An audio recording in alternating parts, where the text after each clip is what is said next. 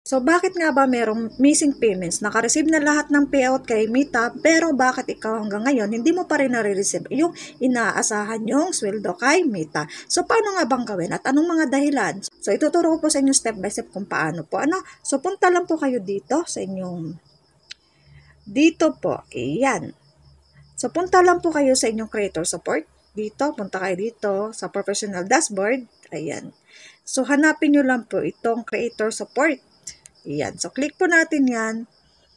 Okay. So, dito, punta lang po tayo sa monetization. Okay?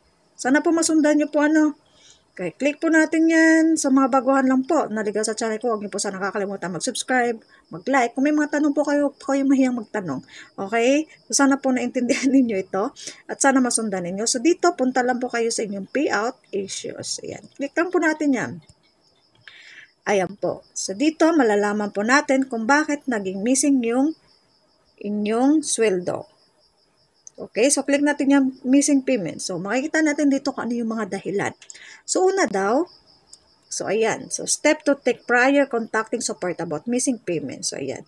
If you haven't received your payment within 3 business days after your payout cycle date, so, usually 21, yung pasweldo ni Mita kagaya kay YouTube.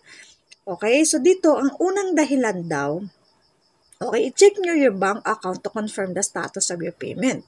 Okay, i-check nyo yung bank account niyo, i-confirm niyo yung payment kung na-receive na ba o hindi pa. Then number 2 po, confirm that your bank account is able to receive payments in USD. Baka naman yung bank account niyo ay hindi pwedeng makareceive ng payment sa US dollar, di ba?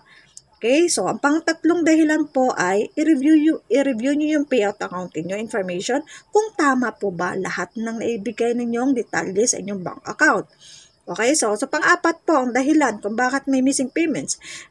Possibly po verify that you have accumulated the minimum payment amount for your product. Halimbawa, hindi pa nakaabot pa ng $100, so hindi niyo pa talaga marireceive yan sa bank account niyo.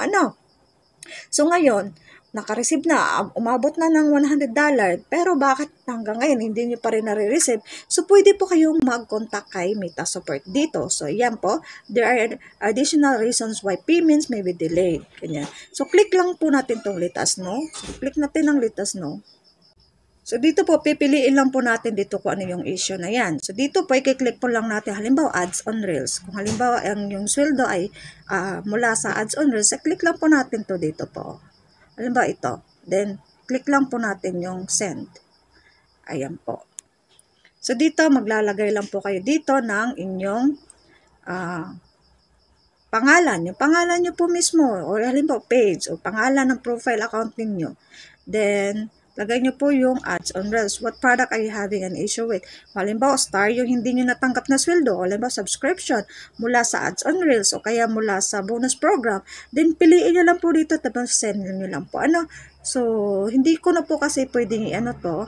Kasi wala naman po talaga akong issue. Ipapakita ko lang sa inyo kung paano po gawin. Okay? So, sana po nasundan po ninyo. Sana po nakatulong po sa inyo. Kung nakatulong huwag niyo pa sana nakakalimutan mag-subscribe. Malaki pong tulong sa channel ko po yan. Okay? So, hanggang dito na lang po. Tara, mga pita, mga lalabs.